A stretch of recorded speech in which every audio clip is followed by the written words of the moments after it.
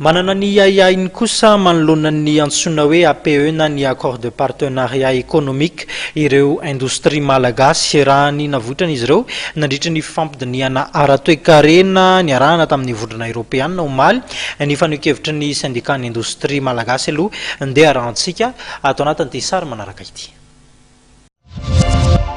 L'autorité misy afaka alosan-kevitra indrindra eo amin'ny lafiny hoe ny fomba amin'ny lafiny fitondraisana maha-pirenena indrindra amin'ireo hoe ny fitsoana zareo azy hoe dia accord de partenariat économique ny teny ny avinay zay hoe manana hahiahy be mihitsy zay mety accord satria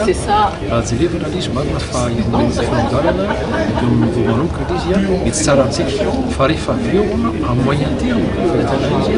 betsaka irobaka ny produit avy any ivelany ary izay no mamola ny indostrie ka teny amin'ny ahana zay hoe azafato mba jerevaka eo izy fa ho anay mety tsara fa atoato mety amono indrindra ireo orinasa tamintsika.